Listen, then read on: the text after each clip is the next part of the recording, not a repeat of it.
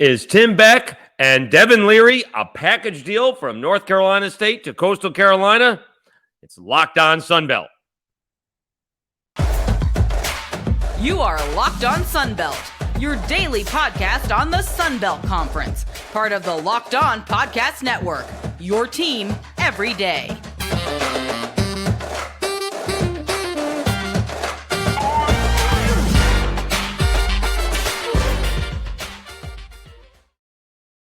Welcome back to another edition of Locked On Sunbelt. I'm your host, Dave Schultz. I host afternoons in Mobile, Alabama on Sports Radio 105.5 WNSP, covering the South Alabama Jaguars, and prior to that, hosting mornings on 103.7 The Game in Lafayette, Louisiana, covering the Louisiana Raging Cajuns.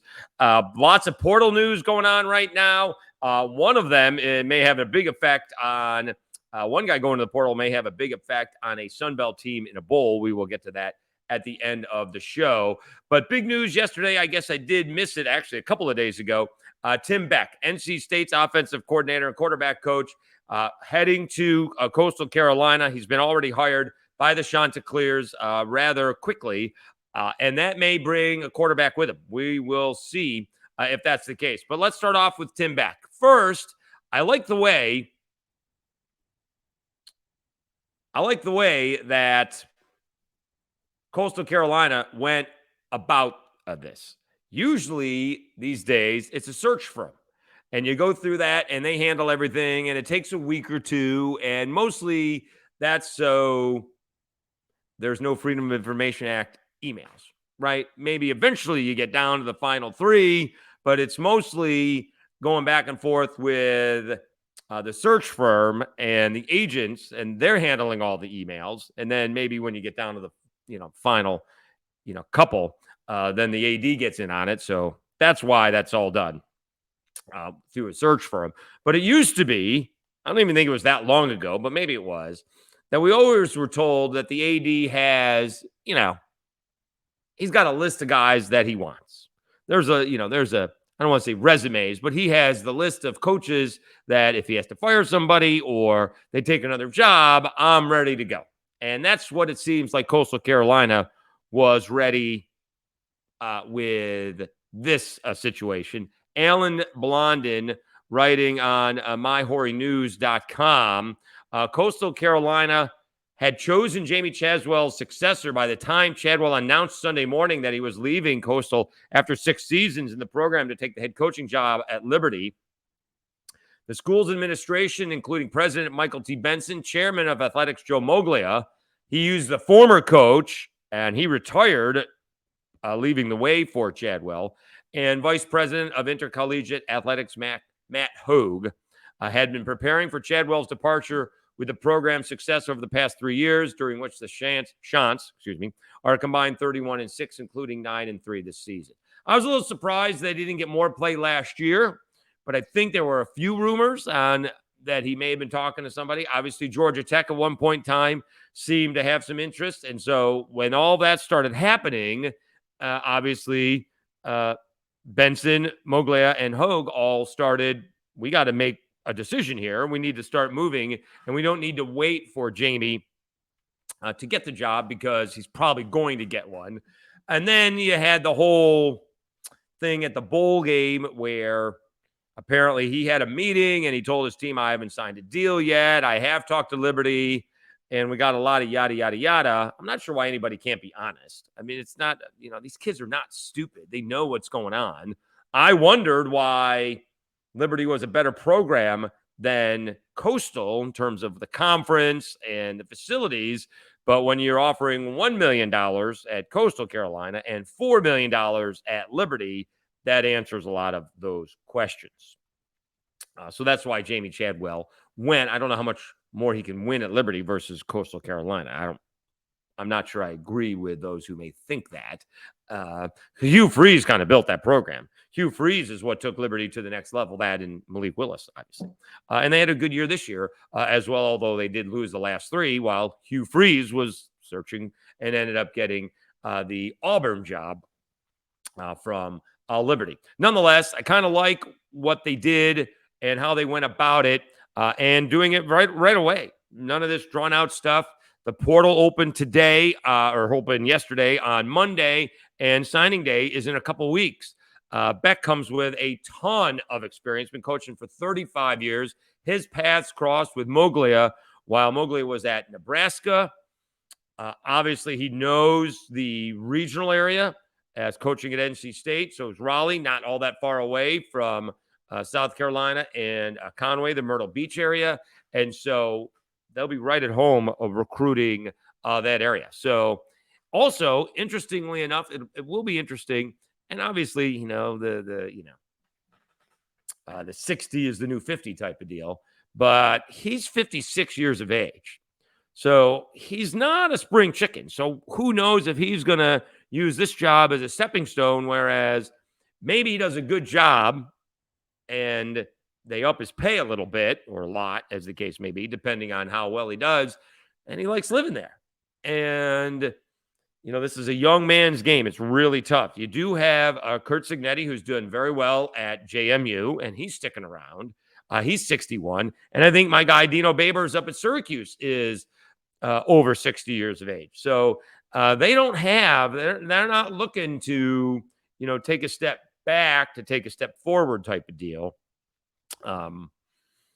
It's not like it's an up and coming coach. And so if you hired somebody who's 35, then they could be looking at it as a stepping stone. And so maybe, you never know, maybe Tim Beck is around Coastal Carolina for years to come. We shall see. We'll also find out, or maybe we won't, because they may both be leaving. Grayson McCall, the quarterback, 3-time Sun Belt Player of the Year, and Jamey Chadwell are leaving at the same time. It's not like Brady Belichick where one stayed and one left. They're both leaving. So unless Jamey Chadwell or unless Tim Beck gets a good quarterback in, we're not going to know. I can't imagine it's Jared Guest. He didn't play particularly well filling in for Grayson McCall. Did get a win. In fact, it come from a head victory, as I like to say. They got out to a 17-0 lead on Southern Miss and fell behind 20-17 and gutted out a 26-23 victory, but fell flat against a very JMU ball club, got blown out. I think it was 47-7. And then Grayson McCall, it didn't really matter. In the Sun Belt Championship, he played, and they were just not ready to play. Whether they were distracted by Chadwell deciding he was leaving or not, I guess that's the way you just do it, right? Win one for the Gipper. Hey, guys, I'm going to quadruple my pay. When you leave and go get a job, whatever that might be, if someone's offering you, if you're making $50,000 and someone's offering you $200,000, you're going to leave, right? This is $1 million to $4 million. So certainly cannot blame Jamey Chadwell for doing that. And I guess going about it, it didn't work for Coastal because of the way they play, at least for the players. If you want to blame it on that, they were not ready to play and did get blown out by Troy. But we will see if it's going to be a whole new offense and what may come with that. As I was told today by Zach Blackerby, Locked On Auburn, by 5 p.m. today, 5 p.m. on Monday, 60 quarterbacks had been put into the transfer portal. Good bet that Coastal Carolina is going to get one of them. That would be my guess. And could one of them be coming from Tim Beck's former stomping grounds? We will talk about that next. The holidays are here, and achieving gifting greatness when you give the gift of perfectly aged, tender, and delicious Omaha steaks. The steak experts at Omaha Steaks have put together special gift packages to help take the guesswork out of gifting and making you a holiday hero. Go to omahasteaks.com and use code LOCKEDON at checkout to get $30 off your order. Send an assortment of mouth-watering favorites guaranteed to impress, like the legendary Butcher's Cut filet mignon, air-chilled boneless chicken, ultra-juicy burgers, and even easy-to-prepare comfort meals that are ready in a flash. Omaha Steaks is ready to ship your order right away, so shop early and beat the shipping rush. Go to omahasteaks.com and use promo code LOCKEDON at checkout.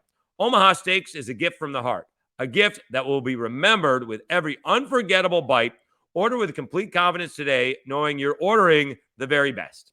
Visit omahasteaks.com. Use promo code LOCKEDON at checkout to get that extra $30 off your order. Minimum order may be required. All right, Dave Schultz back on Locked On Sunbelt. As we mentioned, Tim Beck is going from NC State to Coastal Carolina, offensive coordinator and quarterbacks coach from NC State. Will he bring his quarterback with him?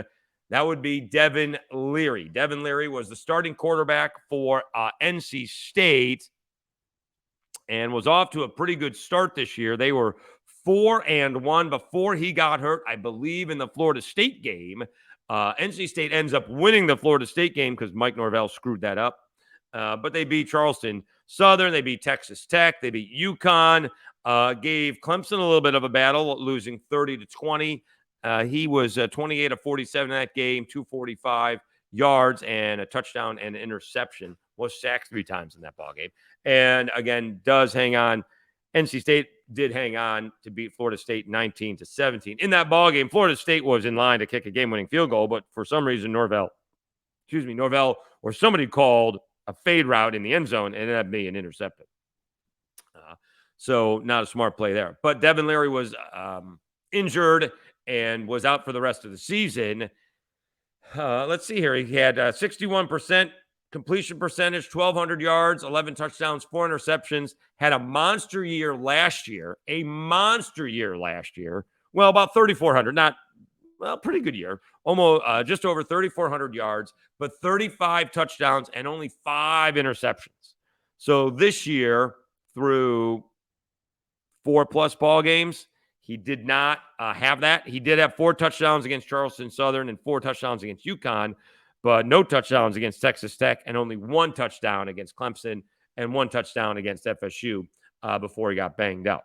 Nonetheless, one would think that Tim Beck's first call is going to be to Devin Leary. Now, what does Devin Leary want to do? All right, Devin Leary probably wants to go to a Power 5 school to compete at the highest of all levels.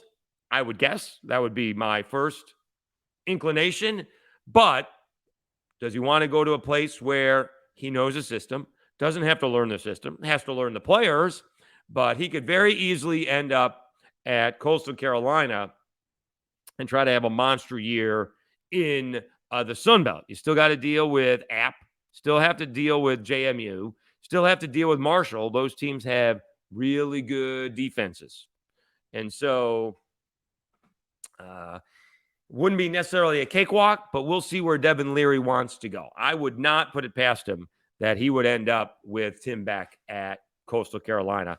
That could be a very, very interesting package deal.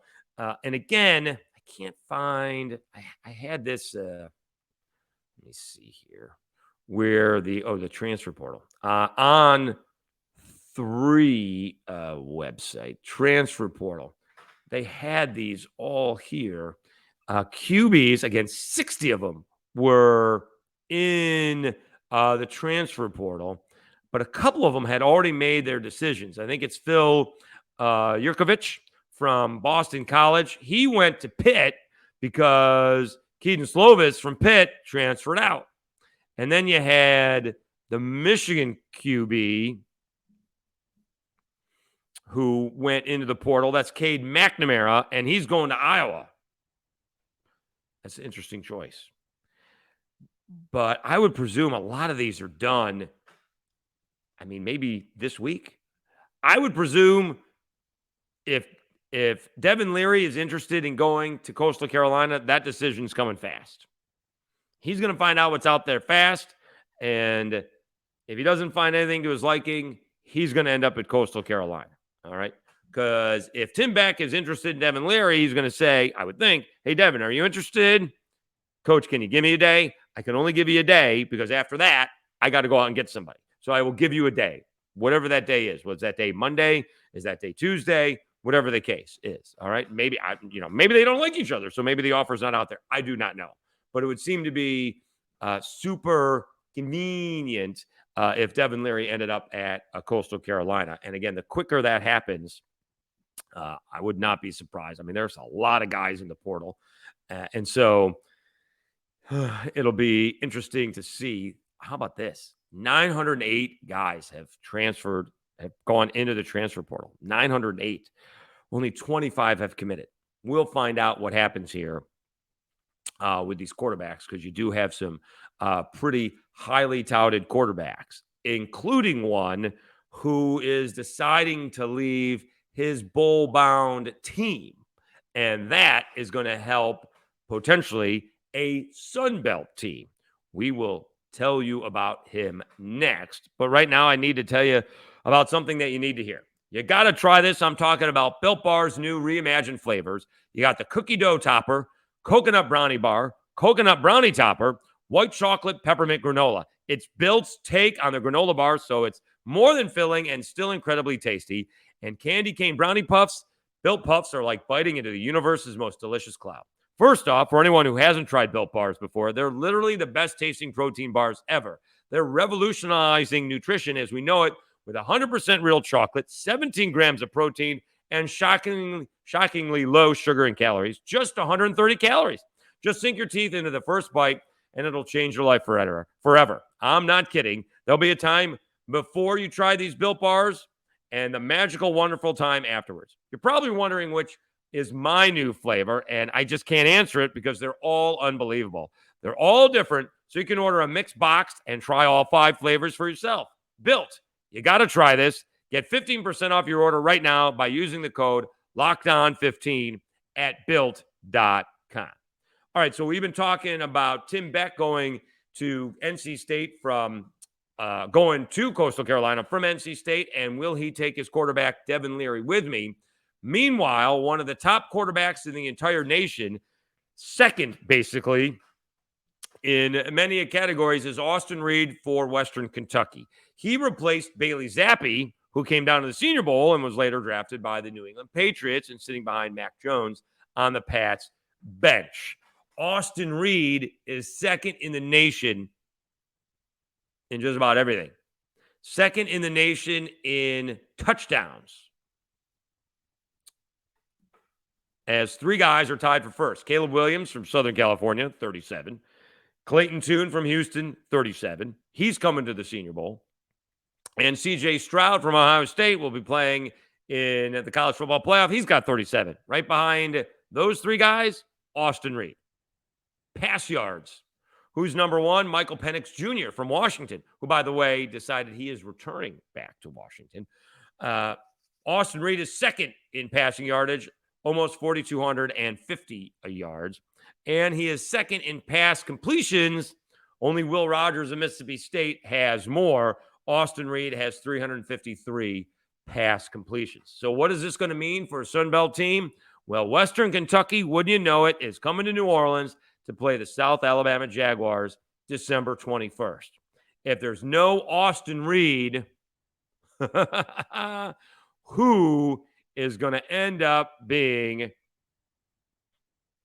the quarterback for Western Kentucky? Because he made most of the passes. Not quite all of them, but certainly a lot of them. And someone had Western Kentucky, because they're a little bit more high-powered offense. They average 36 yards a game. The Jags, 32. Jags defense is a little bit better, giving up only 19.5 points a game to the 23.5 that Western Kentucky did. And if you missed Western Kentucky gave Auburn all they could handle for a half. Then Auburn was a little bit too much for them. But passing yards, that's where the difference is. Western Kentucky passes for almost 340 yards a game. South Alabama only 258. Difference is defensively, the Jags only allow just under 90, and Western Kentucky rushes for 143. So we'll see if that's a difference. Also, South Alabama only allows 300 yards a game just about, and Western Kentucky's defense gives up more than 380 yards a game. So we'll see what the difference is there. But when it comes to the Western Kentucky Hilltoppers, the quarterback, Austin Reed, has all of the attempts, or at least most of them. Out of 566 attempts, Austin Reed has attempted 547.